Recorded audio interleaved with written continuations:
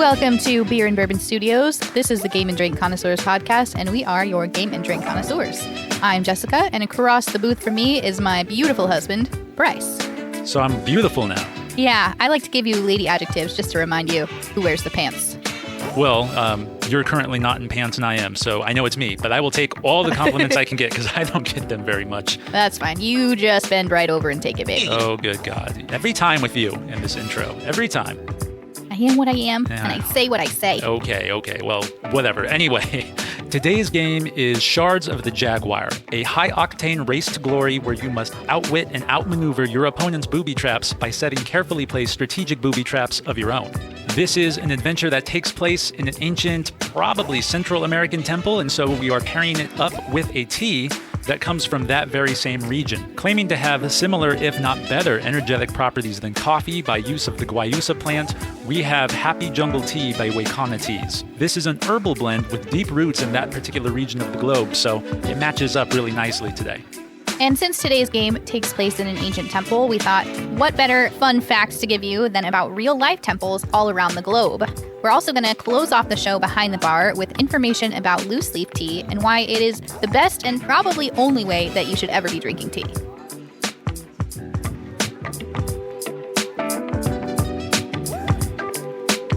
So with the exception of that awesome summer special we did where we talked about all sorts of summer-themed games, the last couple of games we've covered, Jess, have been kind of more, I don't know, like Euro-esque, low energy, not in a bad way, but just kind of, I do my thing, you do your thing, calm, whatever. This game is action-packed. It could not be any more opposite, and I'm really excited to get into something with a little more, action and grit to it.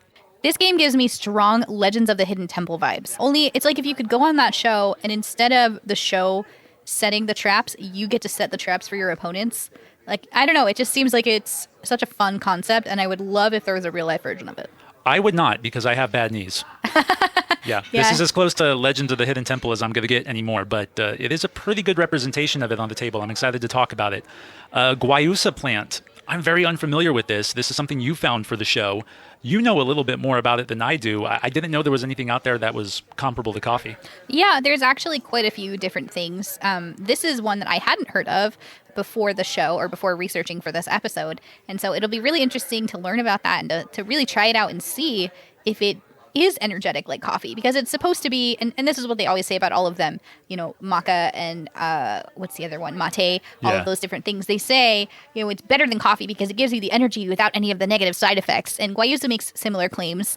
Well, the plant itself doesn't make the claims, but people make those claims about guayusa. And so it will be really interesting to find out if that's accurate. Yeah, if you're listening to a guayusa plant talk to you, you have different things than caffeine running through your body, I think. Yeah, you probably accidentally ate the wrong thing. The wrong mushroom or something next to the temple, and I don't know. Before we get too weird, I have us our first cups of Happy Jungle by Waykana Tea. When we come back, we're going to take a deep dive into this action-packed game. There really hasn't been anything else like it on our table, so this is going to be really fun. We'll be talking about Shards of the Jaguar in great detail, but first, let us take a moment to learn a little more about Happy Jungle Tea by Waykana. From within the lush tropical jungles of the western Amazon rainforest comes Happy Jungle Tea, an organic herbal blend made by Waykana Tea. Starting as a small two-man operation in Ecuador, Waykana has grown rapidly in the last few years to become a leading player within the tea industry. This is due in small part to their impressive efforts in conservation, but mostly for providing the world a truly unique offering of teas that some believe harness the very heart and power of the Amazon jungle itself. This is thanks to the guayusa leaf, which is the backbone of everything Waykana has to offer. Although unique within the world of tea, guayusa is a common and native plant found in the Ecuadorian jungle which has been used for at least the last 1,500 years by the Quechua and other indigenous tribes for large boosts of energy, and, evidently, a clear and focused mind. The caffeine content found within these leaves is said to be comparable to coffee beans. Much like with coffee, guayusa is packed with antioxidants, theobromine, and chlorogenic acids, all of which have been proven to provide an array of health benefits including weight loss, improved digestion, balanced blood sugar, enhanced mood, and cell strengthening. However, here's where guayusa starts to separate itself from coffee. According to its promoters, guayusa, when prepared as a tea, releases caffeine slowly as it infuses with water, even after the steeping process, giving you more of a gradual increase in caffeine rather than a big punch.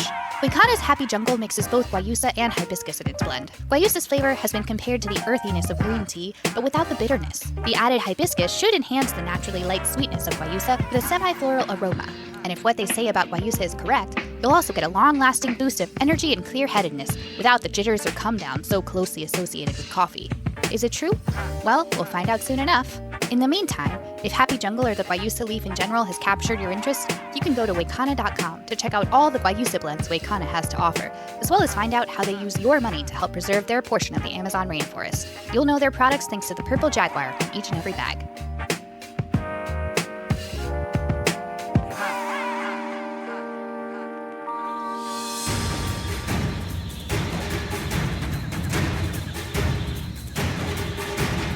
In Shards of the Jaguar, players take on the role of tribal warriors, vying to become their tribe's next sacred guardian.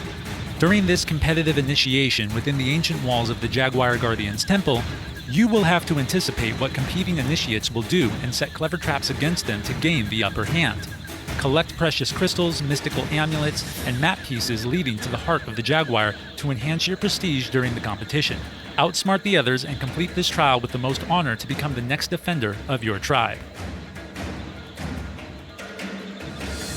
Shards of the Jaguar is a slightly hard-to-find competitive movement deduction game, which requires both strategic and tactical thinking. It is made by Clever Green Games and can be found online between $30 and $100, depending on where you look. It plays 1 to 4 players in roughly 90 minutes and is recommended for ages 14 and up.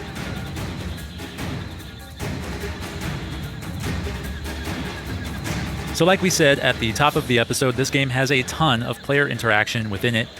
This was also a Kickstarter game, and Jess, I don't know if you knew this or not, but its first go-around when they launched the campaign was not successful. And then they came back around for a round 2, and they were able to get the project backed. I did not know that, but I'm really glad they were successful, at least the second time around, because I enjoyed this game quite a lot. As do I. The object of the game is really simple. Win the honor of becoming your tribe's new defender. And the way you do that is to race through the ancient temple, collect artifacts, perform rituals, complete goals, and most importantly, set traps for your opponents. So let's talk about the setup. It's broken up into 2 areas, your main area and your player area, like most games, right? There's a lot happening here on this main board. You're going to have your temple board. It's going to be a modular board that's got different sides, different pieces you have to connect together. And you're also going to have just a ton of little pieces. We're talking like ritual tiles, crystals, amulet caches, map pieces, tokens, Jaguar rubies. I mean, there is a lot happening on this board.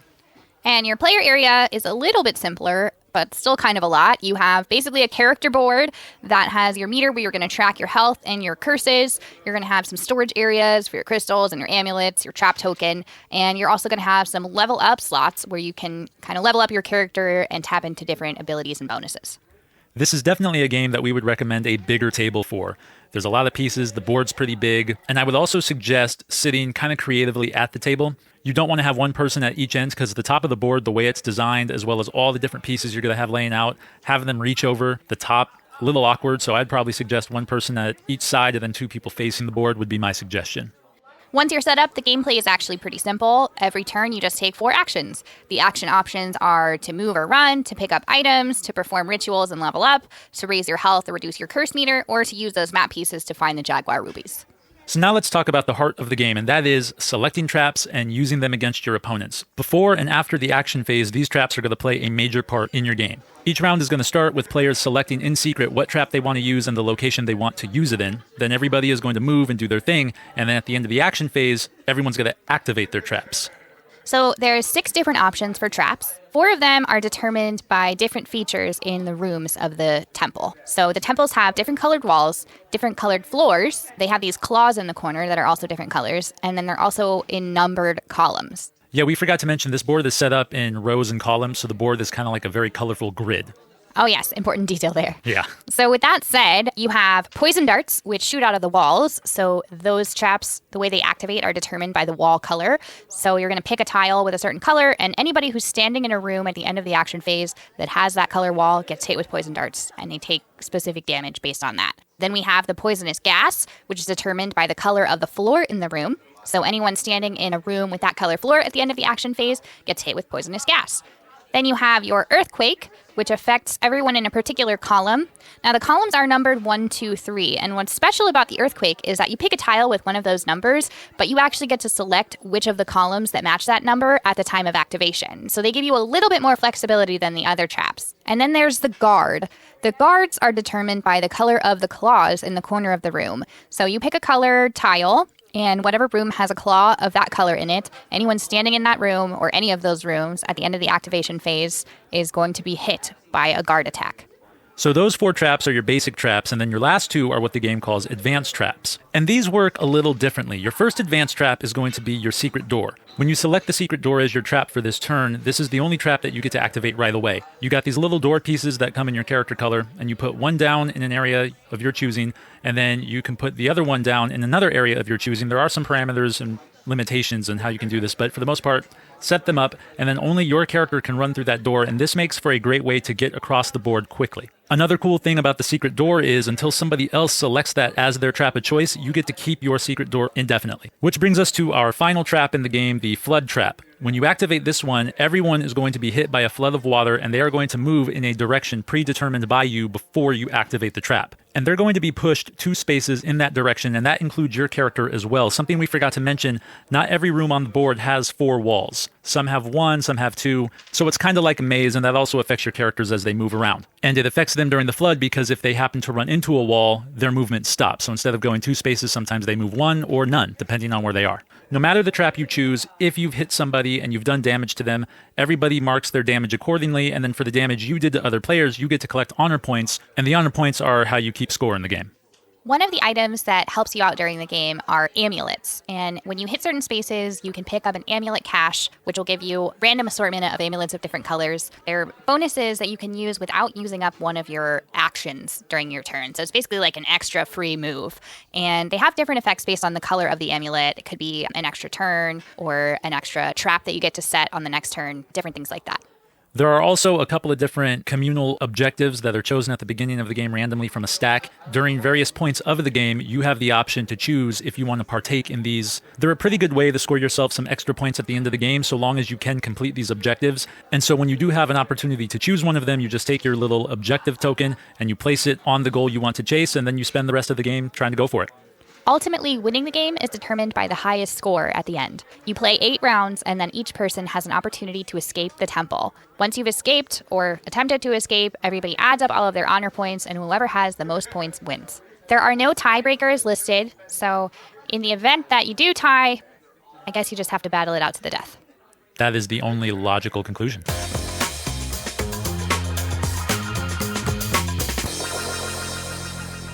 So now we know how the game works, let's talk about a few key strategies you can employ in order to be the winner. First and foremost, you want to collect at least 1 Jaguar ruby at some point in your game. The map pieces that you collect at the beginning are going to give you coordinates on the second half of the board, which opens up, I think after round 7, you get a whole other section of the temple to run through. And if you can line yourself up with those coordinates, you collect a Jaguar ruby. In a 2-player game, it's definitely easier to collect more than 1. In a 3 or 4-player game, not as easy, but you do want at least 1 because they're worth 30 points at the end. So you really want to spend the first part of the game really collecting those map pieces and preparing so that when the heart wall comes down, you can get your Jaguar ruby because you don't have a lot of time after that. And you cannot actually even attempt to collect those until that heart wall comes down. Another important strategy is to try to anticipate your opponent's moves. Everybody selects their traps before the action phase.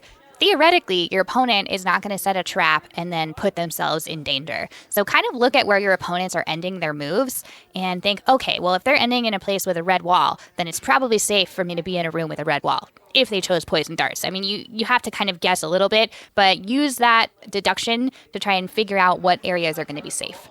Yeah, and you also want to pay attention to what they might be going after this turn as well, because that will help you determine what trap you might want to take. If you know they're going after a certain ritual or a certain map piece, and you can predict maybe that they're going to end up in that spot, maybe choose your trap accordingly that way too.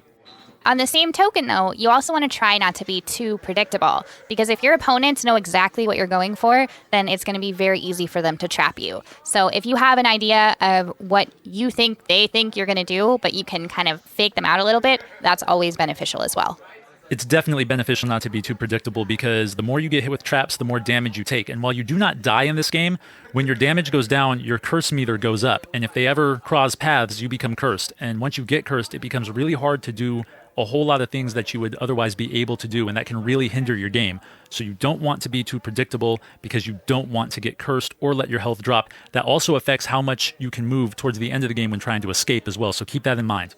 Absolutely. And you want to take advantage of the amulets as much as you can because there are certain ones that will help you lower your curse meter or increase your health. And that's really, really beneficial, especially because they don't take up any of your actions. That's true. And keep in mind, there's not a whole lot of amulets out there during the game. So if you can come across a few, definitely take them and take advantage of them. One of the bigger parts of your game outside of setting traps to screw your opponents over is completing rituals. And you're going to do this by collecting crystals. So you want to make sure that you run around the board collecting the crystals you need in order to perform the rituals you want. Completing rituals allows you to level up, and when you level up, you get extra powers or extra bonuses that turn that can really give you a strong advantage, something that you might need at any given point in the game. So definitely collect the crystals and level up. On top of that, the crystals also count as points towards the end of the game as well.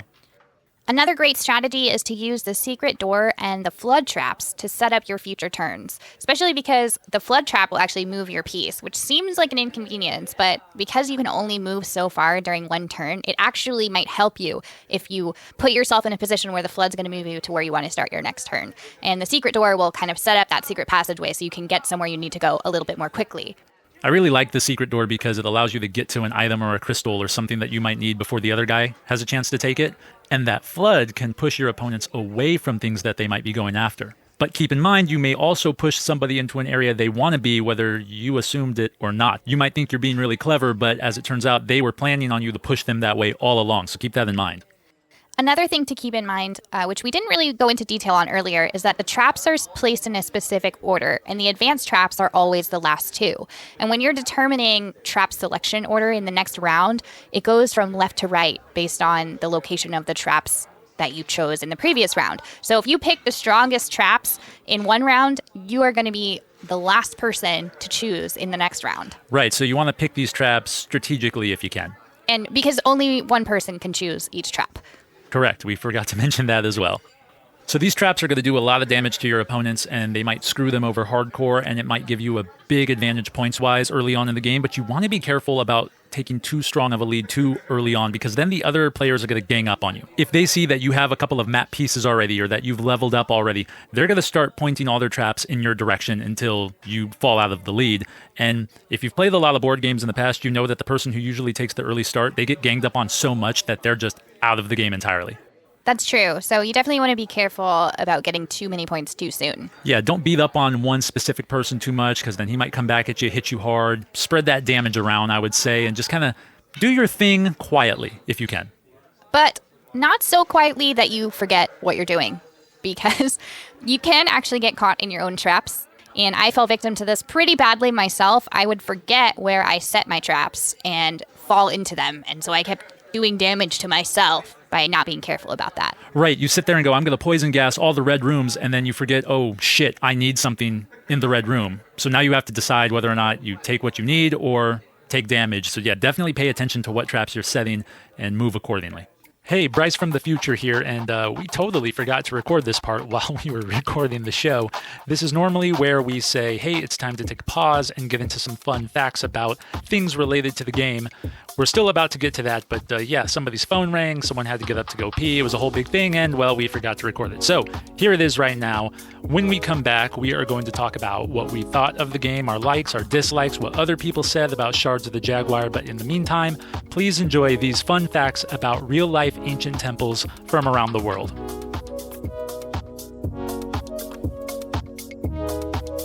Our first stop takes us to the island of Malta, 90 miles south of Sicily, where the Hypogeum of Halsaflini is located. This expansive underground temple has 3 different levels and was used for religious purposes somewhere between 4000 and 2500 BC. Aside from being underground, this temple is also known for its Sleeping Lady statue and red ochre paintings throughout.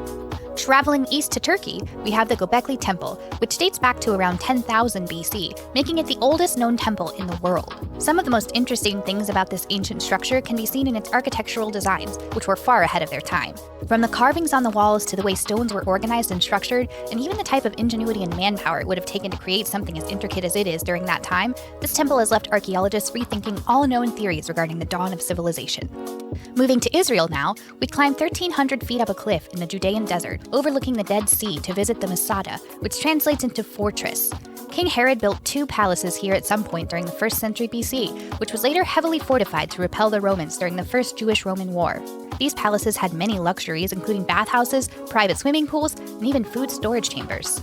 Just across the Dead Sea in Jordan is the ancient city of Petra, which has been inhabited as far back as 7000 BC. Many of this city's most notable, famous, and largest landmarks were hand-carved right into the mountains that make up the entirety of Petra. And if you've never seen photos of these structures or this city before, you absolutely need to look them up. Breathtaking doesn't even begin to describe the architectural mastery found throughout. Our 5th stop takes us to India, where the Ellora Caves give Petra a serious run for its money. There are over 100 caves in total at this site, with construction taking place between 600 and 1000 AD by Buddhist, Hindu, and Jain monks, who each designed dozens of caves depicting their gods and religions. The most impressive structure within the caves by far is the Kailasha Temple. Dedicated to the Indian goddess Shiva, it is the largest monolithic structure in the world. Stop number 6 takes us to the jungles of Cambodia, where the ancient city of Angkor can be found. This was the capital city of the Khmer Empire between the 9th and 15th centuries AD, and is home to the Angkor Wat Temple, which has held the record for the largest religious monument in the world since the year 1150. The best time of day to take in this impressive feat of architectural innovation is evidently at sunrise, in case you ever find yourself visiting.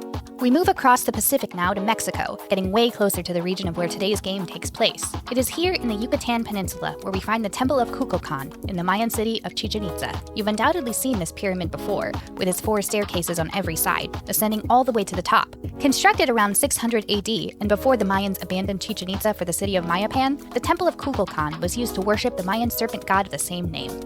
And finally, our journey concludes by heading south to the Guatemalan jungle where the ancient city of Tikal, another metropolis within the Mayan Empire, calls home. This is one of the largest archaeological sites in all of Mesoamerica. The tallest structure within the city is the Tikal Temple, which stands at 154 feet high. This temple is also widely known as the Temple of the Jaguar, thanks to a lintel at the top of the structure that features a king sitting atop a jaguar throne. You really didn't think we were going to do this segment and not mention a jaguar temple, did you? While at one point Tikal was the epicenter for Mayan politics and culture, it is believed that by the 11th century, the city was conquered and mostly destroyed by the Aztec due to the lack of new architecture past that period and evidence of massive citywide fires. Each and every one of these ancient temples, ruins, or cities serves as a reminder of the amazing and imaginative architectural feats human beings have been capable of over the centuries. Even without technological advancements that make building easier today, the determination and spirit within mankind has proven to never be denied, and it is a characteristic within us all, worth mentioning, admiring, and even celebrating.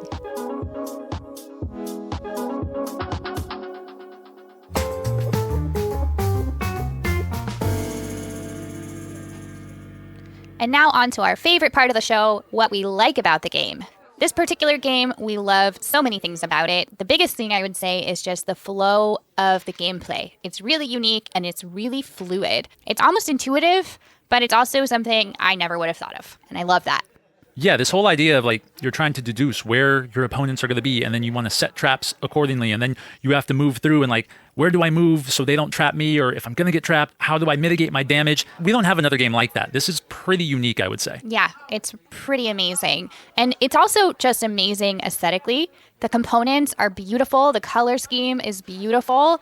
Even the characters, they have detailed meeples. They're not painted, but they are specifically shaped, and they have these intricate backstories. It's just a really beautiful, aesthetically pleasing game. Yeah, you get a lot of red, a lot of yellow, a lot of blue. So we're talking primary colors, but they're used really well. And then there's purples and greens sprinkled in. It looks like an ancient temple, which is really cool because the setting and the theme kind of help make the game. You're running through this temple. There's traps all over the place. It's got kind of like an Indiana Jones feel to it. And it kind of helps you get into the game way more than you would had it been another setting, I think. Yeah, it definitely aesthetically matches the theme of the game. And there's so much to do in this game and different ways to play beyond just, setting traps and trying to avoid them. Especially because of how quick the game is, you can go for the amulets and try to use that as your strategy. You can go for the crystals. I mean, all of those things are going to help you, but you don't have time to do absolutely everything. So it's a lot of kind of strategically deciding how you're going to do it this time around. And I think that speaks to the replayability of the game because it's always going to be kind of a different game. The traps are going to be lined up, or at least the 4 basic traps will be lined up in a different order. The crystals and the rituals will be lined up in a different order every time. And then the people you play with too, their play style is going to be very different. And how you read one person is going to be different than how you read another. So you're always going to get a different adventure out of this game. And it really does feel like an adventure because you're running around, you're taking damage, you're hitting other people. It's awesome. It's really fun. And it's just as fun with 2 players as it is with 3 or 4. It has a different feel with just 2 players for sure, but it's definitely just as fun and exciting. It's not one of those games where you have to have the max player count to really get everything out of it. No, you do get something different because with a 2-player game, it's more like I hit you, you hit me. It's a lot of back and forth. Whereas in a 3 or 4-player game, there's a lot more going on. And so it kind of changes how you move. And I like that about a game. It's really cool when a game can give you that. Not every game can. So I do like that about this.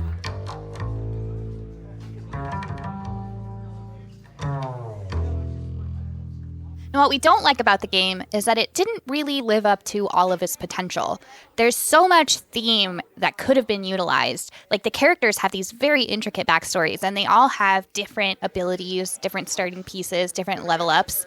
But those things didn't seem to play very much of a factor in the actual gameplay. I feel like those could have been expanded on and utilized more. If you're going to give characters a backstory, let that backstory play out into the game by like a special ability only that character has or something, because then otherwise there's no point of having the backstory there. Yeah, and the characters do have special abilities, but they're not very balanced. There's one particular character who gets a shield that's incredibly powerful, and then there's characters that don't seem to be very useful at all. When you consider that this game was a Kickstarter game and you know that you've invested into it, it's kind of disheartening to see that your money went to this backstory thing that doesn't really play into the game too much. I think that money would have gone to better use if you had done more abilities within the characters or like round conditions, something like that. If they spent the money doing more of that and less doing backstories, I think it would have been a little better in that regard. One thing that I didn't like personally about this game was the modular board. I would have preferred a foldable together board that was double-sided depending on player count. The idea of having to put the board together, it's a twofold problem. Number one, this game already has a lot of pieces. Lots of amulets, lots of crystals, lots of little Jaguar pieces. The board is completely scattered with different little parts. And when you're setting the game up, the last thing you want is to have to put the board together on top of that. Plus, it does risk warping when the board pieces are smaller. They tend to warp more, which we discovered when we were talking about Otis a couple episodes back. The heart wall, which we mentioned earlier, it's a little strip of cardboard, and that thing came warped already. It's a little disappointing when your components are so beautiful, but they're not going to last very long. Because we love this game, and we love looking at it, but as it warps, it's going to become less aesthetically pleasing and less functional, and that's just kind of sad. Absolutely. Another sort of sad and frustrating part about this game is the rulebook. The rulebook is beautiful, but it's extremely overcomplicated. It has this kind of color coding where there's the advanced version of the game, and then there's these little purple boxes with the basic version of the game. It's very confusing and kind of unnecessarily complicated. Yeah, I don't think this game needs a basic game because all the basic game does is take out certain amulets. So it kind of limits your game. It only leaves, like, I think 2 of the 5 or 6 possible amulets in, and that's about the only difference. I think we couldn't even really figure it out, just the basic game, because most rulebooks with a basic and advanced version, the basic rulebook is, here's the basic game, and then they add the advanced parts. This one has the whole advanced game, and then here's the basic version if you don't want all of this. And it's just really not intuitive the way that it's explained. I think they went with an over-explanation of things, and it complicated it more than it needed to. And again, this is where your Kickstarter money went, and when you think about it that way, it kind of makes you like, god damn it. Another thing I wasn't too thrilled with was the honor points tracker. It's not like linear. It's not like 1, 2, 3, 4, 5. It goes like 1, 3, 5, and then jumps to like 9, and then jumps to 12, and then jumps to 15 or whatever. It goes in increments of like 2, then increments of 3, and then increments of 5. And then you stop at a random 71. And then if you surpass 71, there's no special marker or whatever. You just have to do that mental math and keep going up by 5, I think. And so now you're counting in 5s from 71. And that's really weird. Yeah, and it might be just a 2-player game problem. Like when you have more players, you're not necessarily going to get that many points. But it was definitely a problem for us. We really just had no way of keeping track after that point. And the last thing we're going to talk about in this topic, it's another thing about the potential, really, is there are no secret objectives. And for a game that has so much secrecy and deduction, it just seems like there was a missed opportunity there. You could have really gone for more points with different strategies. Or it does build up on the intrigue, too. Maybe you think you know exactly where your opponent's going to go, but because of his secret objective, he's actually going this way, and he has foiled your trap. And now it's like, oh, shit, and you have to think a little harder about it, and you can foil your opponent's traps against you. Again, like you said, in a game where that's pretty much the point of it, totally missed opportunity to not have secret objectives in it. I know it sounds like we're complaining more than we're complimenting. I will say this, the goods for us do heavily outweigh the bad. So there might be more things to complain about, but they don't hold a candle like anywhere near all the good stuff this game has to offer. I wanted to say that before we got into what other people had to say about it.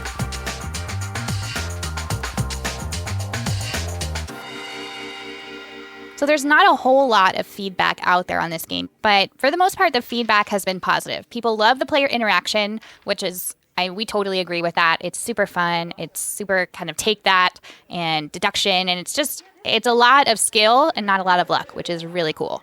There seems to be a running trend here with this game where you list like 4 or 5 things you really love, but then 10 things you don't like, except the things you love outweigh the bad things. And we saw that here when looking at what others had to say as well. One of the things that people said they weren't a fan of that we didn't really think about was the heart wall. They said it's more like a force field that's more sci-fi than ancient temple. And I think it's a fair point, but for me, it really wasn't that big of a deal. What'd you think? I don't know. I didn't really imagine it like a force field or a sci-fi thing. I kind of just figured the whole premise of the game is that it's an intertribal competition, right? Yeah. So that's part of the competition, that you have to wait until a certain point before they let down the wall and let you in. And I feel like all the traps are man-made and the wall feels man-made to me as well. Yeah, like we were saying earlier, it's kind of like an Indiana Jones thing. If you line certain things up or hit a button, this big wall comes down and boom, there's the rest of the temple. And I think maybe a few more thematic elements might have fixed this if they would have maybe explained the wall more than they explained the character backstories. It might have helped, but overall, I didn't find the heart wall to be too out of theme or problematic. Another piece of feedback that we hadn't considered was some people found the idea of hurting fellow tribesmen to be cruel, which I thought was really strange because it's laughable. It's laughable. Gamers are way too sensitive. That's ridiculous. I mean, the whole point is to be the strongest, bravest warrior. So you're setting booby traps. And I mean, that's just, I don't know. Thematically, it makes perfect sense to me. And also, how are you going to have a game that's skill over luck and not have that kind of take that element? I agree. And let me rephrase. Not all gamers are too sensitive, but some definitely are too sensitive. I think the idea of running through this maze and setting traps for your opponents to become the next head honcho defender of your tribe, I think it's very thematic if you consider that this game is based off of, I'm not certain which Mesoamerican tribe, judging from kind of the artwork and stuff, I'm going to guess Mayan. And the Mayans were fairly brutal to each other. We're talking human sacrifices and things like that people would volunteer for. And this game doesn't even kill people. There are no human sacrifices. Even the poison darts and the poison gas and the earthquakes, they don't actually kill anyone. Everybody makes it out of the temple alive, or at least to the very end of it. It's definitely not the nicest game, I guess, if you compare it to like worker placement Euros or whatever. But as you said, this is absolutely a game that is entirely skill-driven. And correct me if I'm wrong, Jess, but haven't most people's complaints about other type of games we've gone over before been like, there's too much luck in this game, there's too much luck in this game? Well, here's a game that doesn't have almost any luck at all. And when you're going to have a game that has more skill than luck, that is always going to include smacking your opponents around a little because you're all chasing a victory.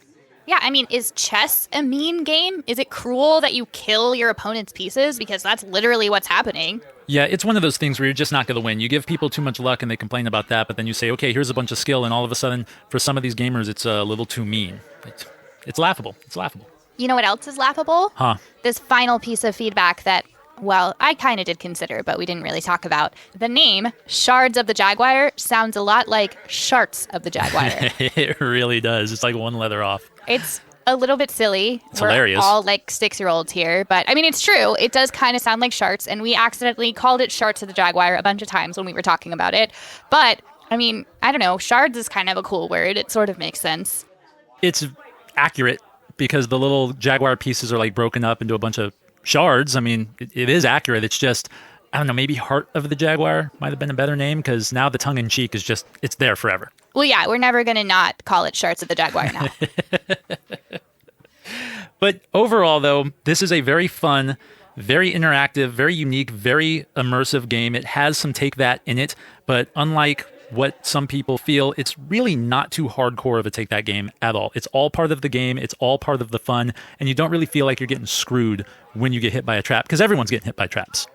That's true. And this is definitely one where the goods vastly outweigh the bads. There's a couple of nitpicky things we could complain about, but all in all, it's really a fantastic game. The first time setup might be a little bit of a pain, and it is a pretty high-end price, but it's worth it. It's absolutely worth it, especially when you consider you get a different game every time and you get a different game depending on the player count. And once you start mixing and matching that, I mean, you're going to be able to enjoy this one for a very, very long time. However, you will want to go out and get a copy as soon as possible if this game is something that interests you. This was a Kickstarter game. The availability is limited. Not sure if it's going to get a second printing or if it'll hit retail at all. So again, if you want this one, go out and get it now. You're not going to regret it if you do.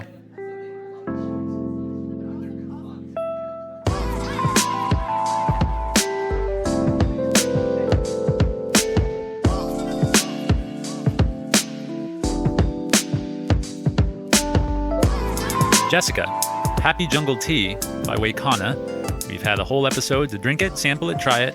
What did you think? I had an evolution of thoughts with this one. Okay. Initially, I smelled it, and it smelled just like plain regular black tea, which is really weird because it does not have black tea in it at all whatsoever. Well, you know what's more weird about it than that? It smells like black tea once you brew it. But if you smell the tea leaves by themselves, it smells more like hibiscus flower, which is what you would expect.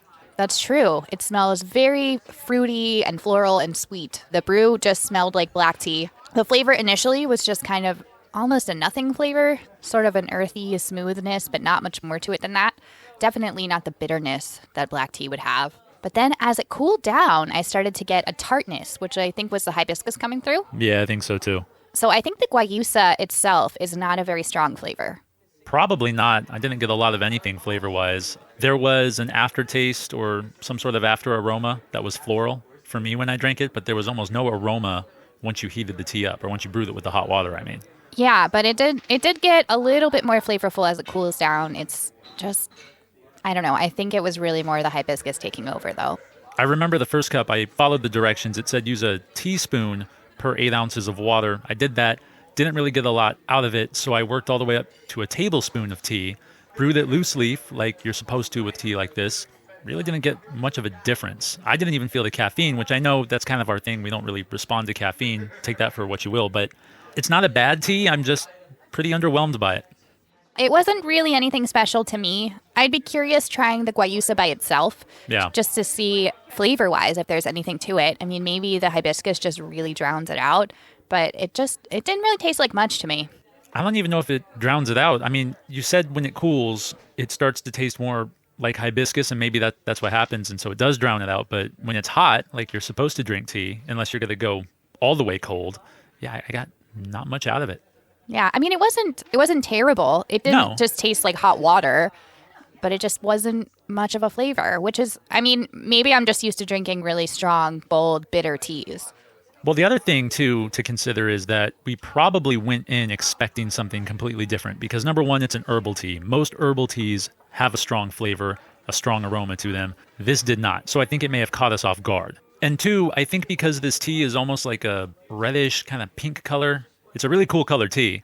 I think it gives you the idea that you're going to get something like really sweet or really floral or something, and it didn't happen. So I think maybe what we thought we were going to get going in and what we got coming out were two different things, and that's why we're kind of both just like, meh. Yeah, just sort of unimpressed. They say it has as much caffeine in it as a cup of coffee. People are touting this thing as like a way to replace coffee. It's not replacing coffee for me, that's for sure. I didn't really think that it would for me because people say the same thing about green tea, and I definitely would never replace coffee with green tea. And it's been compared a lot to green tea, which I think is really strange because to me it doesn't taste like green tea in the least. Not at all, no. The other thing I want to say about this, because I don't think there's much we can say, we both found the tea kind of underwhelming, but the one thing I will say is that it's a big deal in South America. There are tribes who love this stuff. They drink it. I think that's fine if it does something for you, part of your culture, whatever. It weirds me out when we were researching this stuff that people up in our neck of the woods, people who are really like into mystic healing and all that stuff, they mystify the tea as if it's some sort of like magic tonic because it's used by people who don't quite look like them, and it's weird. Yeah, and even the people who use it, the tribes who cultivate it, they just use it like the same way we would use coffee. It's not like it's some kind of medicinal, special magic thing to them. I mean, it does have its place in rituals, but I mean, in a way, coffee is a ritual for us. Yeah, could you imagine somebody like mystifying a truck driver who gets up and drinks a cup of coffee before going on a 12-hour drive? I mean, that would be weird. You wouldn't do that. So it's always weird to see people be like, oh, these people from an ancient land, they use this and it helps you, discover your dreams or whatever. It's like, dude, relax. Stop doing that. It's weird. I do think it's kind of cool, though, that this tea is actually cultivated by the tribes who use it, and it's all fair trade. So that's pretty cool. The mission of the company is admirable for sure. Absolutely. And look, we may not have been a fan of Happy Jungle, but Waykana has other flavors that you can try if you like what the company does, or if the tea sounds like it might be right up your alley. I think a cube of sugar might go a long way here, much like with coffee, right? Most people don't like black coffee. So, add some sugar to it and maybe it'll help. Not something I would recommend. I was just very underwhelmed by it. I mean, if you like hibiscus, it might be good, especially if you're looking for a little bit of caffeine. Hibiscus by itself does not really have that. I think it might also be yummier as an iced tea.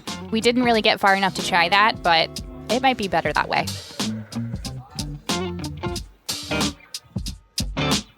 Hey, it's Bryce here from Behind the Bar, brew, food, and mixology tips for a better drinking experience. And today, we're going to talk about the how and why of looseleaf tea. This method of drinking tea is the widely preferred way tea drinkers like to make their brew, as it generally gives you the most out of your tea leaves. It takes a little more work than the typical tea you find in a bag, but it is definitely worth the effort. And we're going to learn how and why right now from Behind the Bar.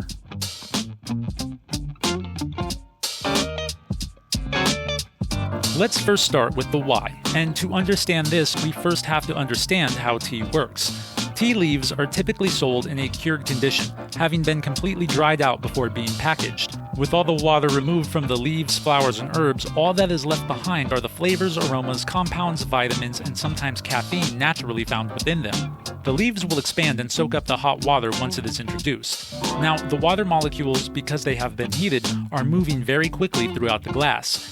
As they move through the leaves, they extract all the goodness found within them. This is a process known as steeping. That being said, the more room a tea leaf has to expand, the more flavors, aromas, and so on can be extracted out of them by the hot water. Teas that come in those small brown or white bags create a lot of tight, restrictive space, meaning the hot water cannot extract as much out of them. You just aren't getting everything your tea has to offer when it doesn't have as much space to move. So now that we understand the why, let's get into the how. The best way to prepare yourself a cup of loose leaf tea is to typically use an infuser, which looks like a small strainer in the shape of a sphere. Add 1 teaspoon of tea per 8 ounces of water and steep as you normally would. You can use more tea if you want to adjust for your personal taste. Just keep in mind that the more room tea leaves have, the more flavor can be extracted from them, so you shouldn't need any more than a tablespoon. Now, if you plan to make a lot of tea, you can use a French press instead, which basically works the same way. You can also place the tea right into your pot once the water is heated and pour over a strainer into your cup once it's ready. Some people just throw the tea leaves right into their cup and pour the hot water over it, using their teeth as a half-assed strainer. Others will just straight up drink the tea leaves with their brew. But honestly, that's really fucking weird. Don't do that. Whichever proper way you go about brewing your loose leaf tea, though, remember to always use the proper water temperatures and steep time for what that tea requires. Not doing so will result in a very ruined cup of tea, and nobody wants that. The argument for loose leaf tea is a simple but effective one. You simply just get more of everything you're looking for out of your tea when you brew it this way. And while it wasn't a favorite of ours, if Happy Jungle Tea by Waykana sounded enticing to you, you're in luck. Loose leaf is the only way they sell it. So with them at least, you're already halfway there. And with that, I raise my glass, toast to your health, and hope to see you next time from Behind the Bar. Cheers.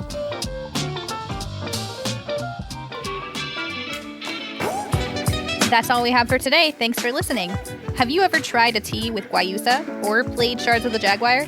We would love to hear your thoughts. Go ahead and leave a comment wherever you're listening, and we'd love to keep the conversation going.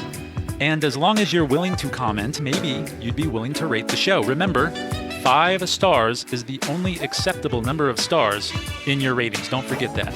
Jessica, I'm still working out how I will enforce that or punish those who don't, but I'm thinking of things. Yeah, we'll get there. We've got plans. Yeah, plans, diabolical plans. Oh yeah, and then after that, we're gonna work on the whole tea thing, because tea bags, they only should live in the garbage. Knowing you, I was thinking of a different tea bag entirely. But whatever. Anyway, rate the show, like the show, follow us, subscribe to us from wherever you're listening, all those things. Join us next week as we talk about digital board gaming, things like Board Game Arena and Tabletopia, and just talk about how it's changed and shaped the board gaming space and what we think it might look like in the future. Should be an interesting conversation as always. Until then, I've been Bryce. That's been Jessica. We are the Game and Drink Connoisseurs. You have been listening to the Game and Drink Connoisseurs podcast. We will catch you next time. Bye-bye.